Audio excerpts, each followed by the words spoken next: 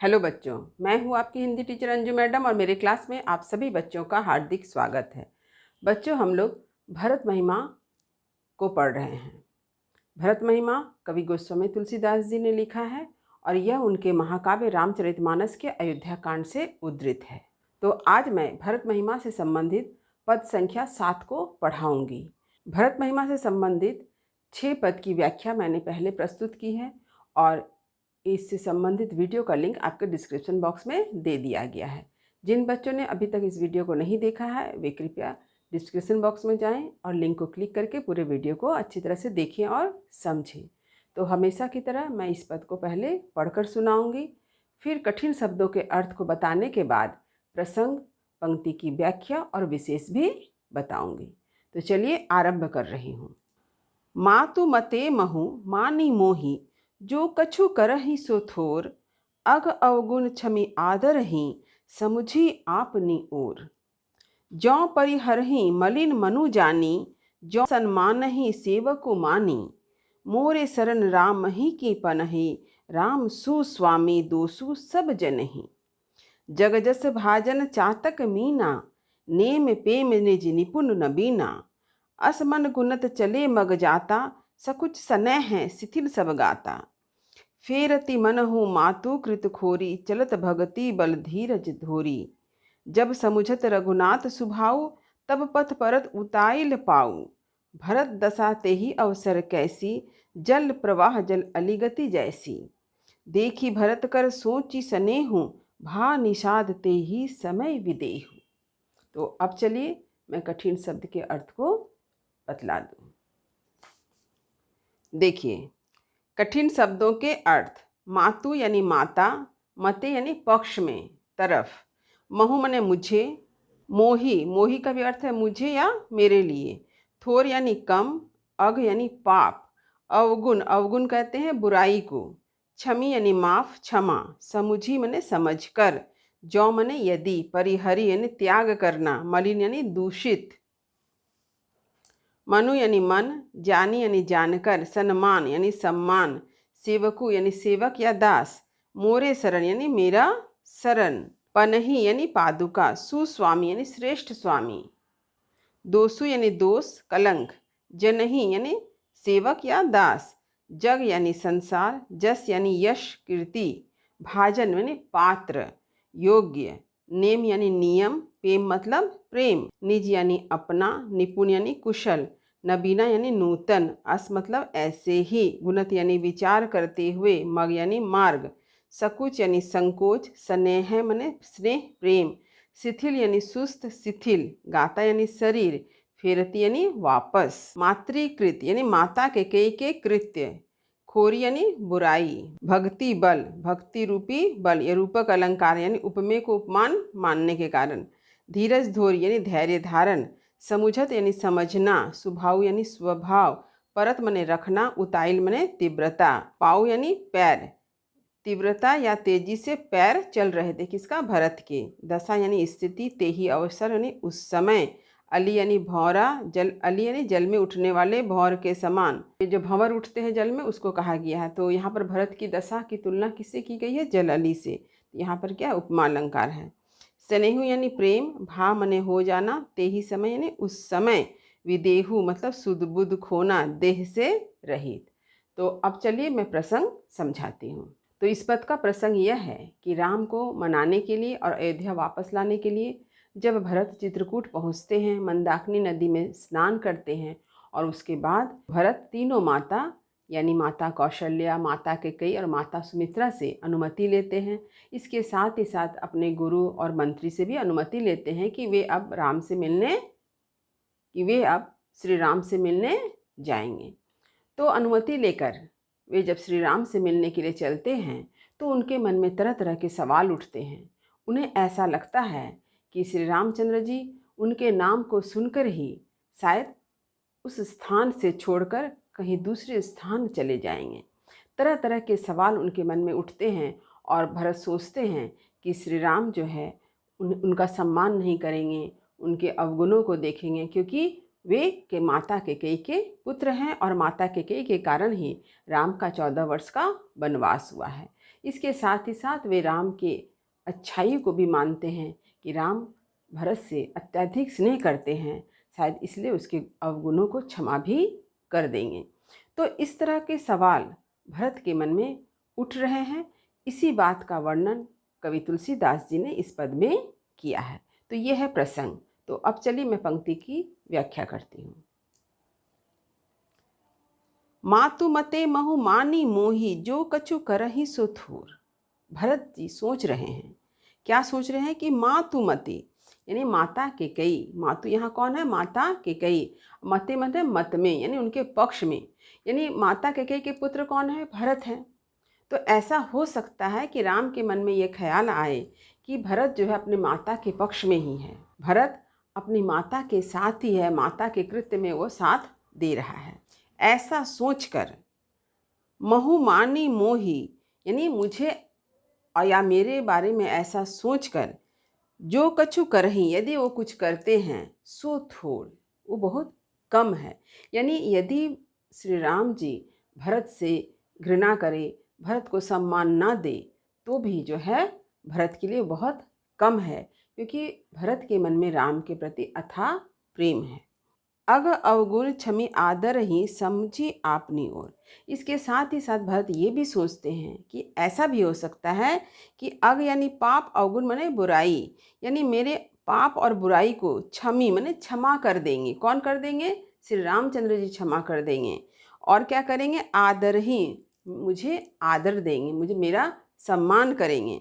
समुझी आपनी ओर, और मुझे अपनी ओर कर लेंगे। अपनी ओर करने का मतलब क्या हुआ कि श्री रामचंद्र जी भरत जी को भी अपने भाई मानेंगे और भाई के समान ही आदर करके उसे अपने पक्ष में ले लेंगे।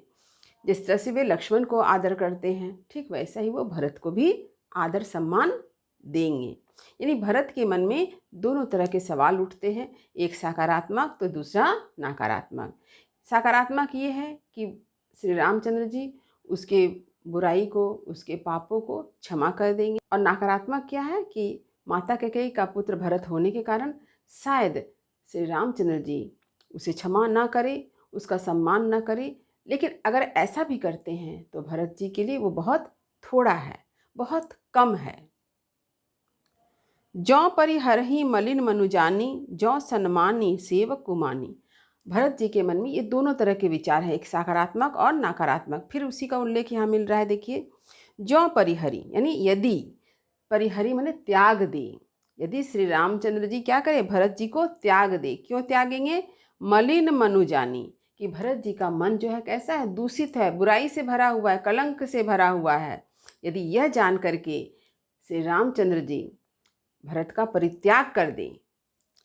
जौ सन्मानी सेवक कुमानी, और यदि ऐसा भी हो सकता है कि वे भरत जी को सेवक मानकर, दास समझकर उसका सम्मान करे। सम्मान ही माने सम्मान करे। मोरे शरण राम ही की पनही, राम सुस्वामी दोसु सब जनही। यानी दोनों ही स्थिति भरत जी को स्वीकार है।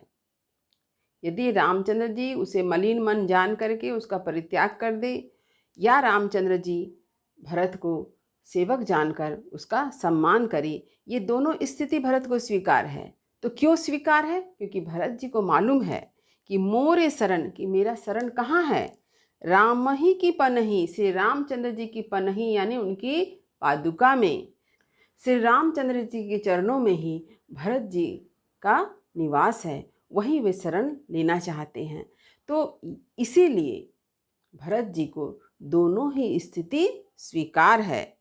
राम सुस्वामी दोसु सब जनहि, और भरत जी इस बात को स्वीकार करते हैं कि राम सुस्वामी है, अच्छे स्वामी है, श्रेष्ठ स्वामी है, और सारा दोष किसका है? जनहि यानी सेवक का है, दास का ही है।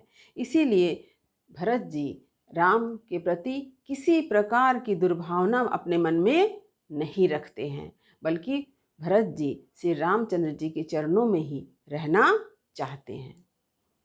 जगजस भाजन चातक मीना, नेम प्रेम निज निपुण नबीना। यहाँ पर कवि तुलसीदास जी ने चातक पक्षी और मीना यानी मीन, मीन का अर्थ होता है मछली, के उदाहरण से समझाया है कि इन दोनों का प्रेम जो है कितना एकनिष्ठ होता है। जैसे कि चातक पक्षी के बारे में आप सभी जानते हैं कि चातक पक्षी एक ऐसा पक्षी है जो सिर्फ स्वाति नक्षत्र में जो बादल बरसते हैं उसी बूंद को ग्रहण करता है, वही जल की बूंद को वो ग्रहण करेगा, भले उसके प्राण ही क्यों ना चले जाए, वो प्यासा मर जाएगा किंतु किसी अन्य जल को ग्रहण नहीं करता है। इसलिए जब एकनिष्ठ प्रेम की बात होती है तो चातक पक्षी का उदाहरण दिया जाता है। ठीक इसी तरह से आप लोग मछली के बारे में भी जानते हैं कि मछली जल में रहती है, लेकिन जब वो जल से बाहर निकलती है या उसे निकाल दिया जाता है तो क्या हम देखते हैं कि मछली जल के बिना तड़प तड़प कर मर जाती है। तो यहाँ पर मछली का जल के प्रति अनन्य प्रेम बतलाया जाता है। तो यहाँ पर कवि तुलसीदास जी ने चातक पक्षी और मछली के द्वारा क्या बतलाना चाहा है, देखिए। जग जस भाजन चातक मीना, कि जग जस यानी इस संसार में, जग यानी संसार में, जस यानी कीर्ति यश का भाजन माने पात्रता किसमें है, चातक पक्षी और मछली में है। क्योंकि चातक पक्षी और मछली नेम यानी नियम, प्रेम माने प्रेम, नियम और प्रेम से निज माने अपना, क्योंकि चातक पक्षी जो है नेम प्रेम यानी नियम और प्रेम से क्या करते हैं, अपने प्रेम को निभाते हैं। वे अपने प्रेम को निभाने में क्या करते हैं, अत्यंत निपुण हैं और नित्य नवीन प्रेम उनका दिखाई देता है। तो यहाँ पर कवि तुलसीदास जी ने चातक पक्षी और मछली का उदाहरण दिया है, लेकिन अप्रत्यक्ष रूप से वे बताना चाहते हैं कि भरत के मन में भी अपने श्री राम के प्रति अनन्य प्रेम है, एक निष्ठ प्रेम है। कवि तुलसीदास जी ने बताया है कि भरत जी के मन में इसी तरह के तरह तरह के प्रश्न, तरह तरह के सवाल उठते हैं। असमन गुनत चले मग जाता, सकुच स्नेह है शिथिल सब गाता। और असमन इसी प्रकार अपने मन में गुनत यानी विचार करके चले, कौन चले, भरत जी चल रहे हैं। मग जाता, मग मतलब रास्ता, जाता माने जा रहे हैं। तो इसी तरह के सवाल जवाब उनके मन में उठ रहे हैं और भरत जी अपने मन में विचार करते हुए अपने मार्ग पर आगे बढ़ रहे हैं। सकुच स्नेह है शिथिल सब गाता। तो भरत के मन में एक संकोच की भावना तो है ही, लेकिन श्री रामचंद्र जी के प्रति प्रेम भी है। तो संकोच और प्रेम के कारण भरत जी का शरीर कैसा हो गया, शिथिल पड़ गया है, सुस्त पड़ गया। वे बड़े धीरे धीरे चल रहे हैं, वे बड़े धीरे धीरे चलते हैं, क्योंकि जब उनके मन में नकारात्मक विचार उत्पन्न होते हैं तो उनमें संकोच का जन्म हो जाता है। प्रेम है लेकिन संकोच उसमें हावी हो जाता है और वे बड़े धीरे धीरे चलते हैं। फेरती मनहु मातु कृत खोरी।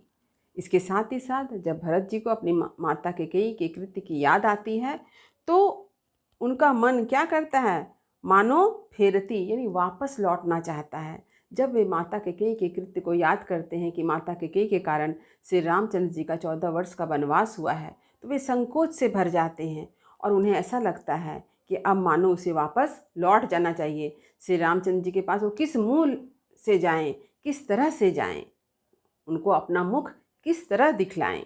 इसके साथ ही साथ वे चल पड़ते हैं।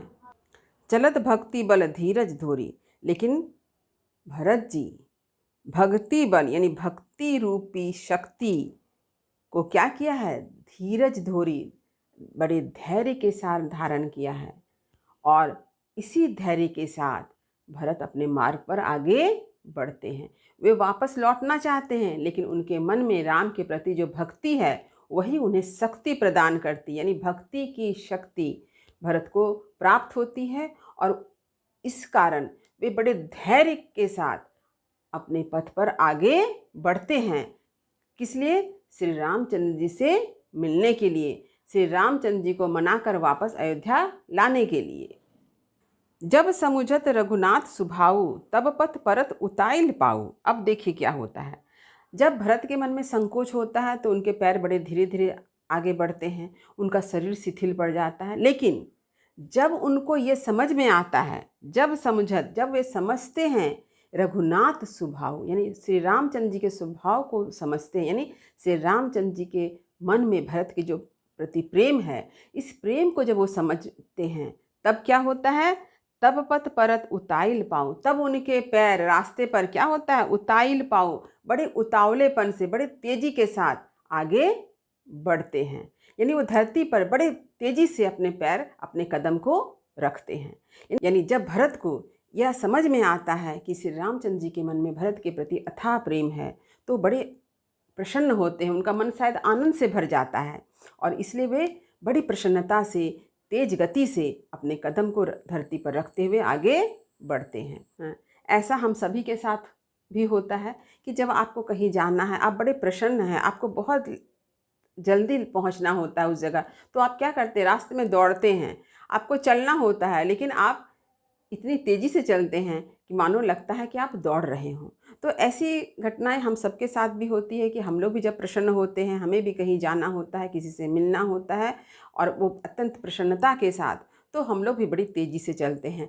हमारे पाँव उस वक्त शिथिल नहीं पड़ते हैं। लेकिन यही किसी जगह आपको जाना पड़े जहाँ आपको जाने का मन ना हो, तो आप बड़ी धीमी गति से चलते हैं। आपको कोई जल्दी जल्दी जाने भी कहता तो आप उसकी बात को सुनते नहीं हैं। तो ऐसा हम सबके साथ भी होता है। बात का अनुभव आप अपने मन में कर सकते हैं कि भरत की कैसी दशा है।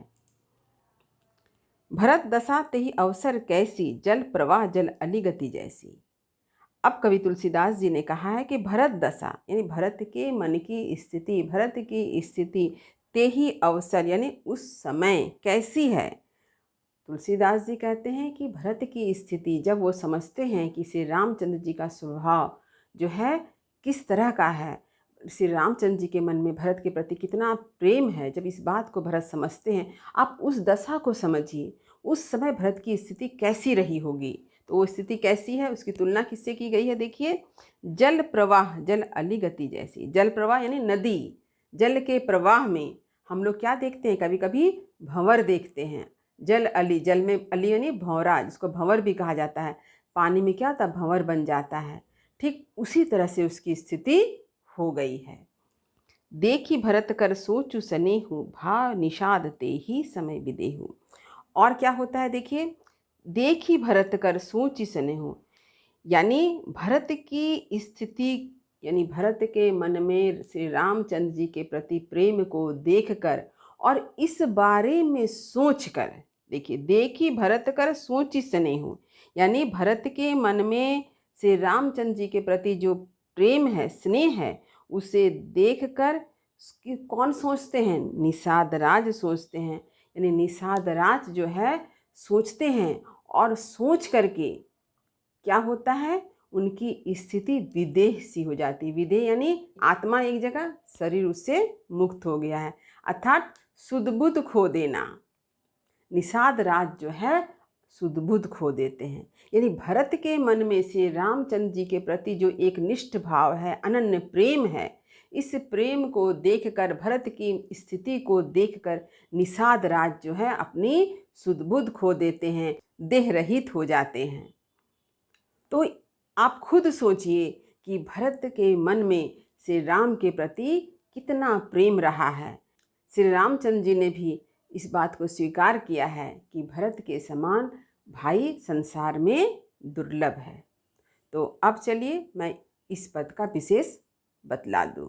विशेष, पहला, प्रस्तुत पद में कवि तुलसीदास ने भरत के मन में उठने वाले संकोच, पश्चाताप का वर्णन प्रस्तुत किया है, जो माता केकई द्वारा किए गए कृत्य के कारण है। दूसरा, भरत के मन में एक तरफ संकोच है तो दूसरी तरफ यह भी विश्वास कहीं न कहीं है कि श्री राम उन्हें क्षमा करेंगे और उन पर अपना स्नेह बरसाएंगे। तीसरा देखिए, प्रस्तुत पद में चातक पक्षी तथा मछली का उल्लेख है। चातक अपने एकनिष्ठ प्रेम के लिए प्रसिद्ध है कि वह मर जाएगा परंतु स्वाति नक्षत्र में बरसने वाले जल के बूंद को ही ग्रहण करेगा। मछली का जल के प्रति अनन्य प्रेम है। जल से बाहर निकालते ही मछली तड़पकर अपना प्राण त्याग देती है। भरत का भी ऐसा प्रेम है। राम वनवास के दौरान भरत ने भी नंदीग्राम में 14 वर्ष व्यतीत किए, वनवासी सा जीवन यापन किया और श्री राम के चरण पादुका के माध्यम से अयोध्या का राजकार्य किया। चौथा, प्रस्तुत पद में दोहा और चौपाई छंद है। तो दोहा और चौपाई किसे कहते हैं, इसे आप स्क्रीन में देख लीजिए एक बार। दोहा 2 पंक्ति का होता है, इसके 4 चरण होते हैं। पहले और तीसरे चरण में 13-13 मात्राएं, दूसरे और चौथे चरण में 11-11 मात्राएं होती है। दूसरे और चौथे चरण के अंत में तुक होता है। चौपाई के प्रत्येक चरण में 16-16 मात्राएं होती है। तो आप इस परिभाषा को हमेशा याद रखें।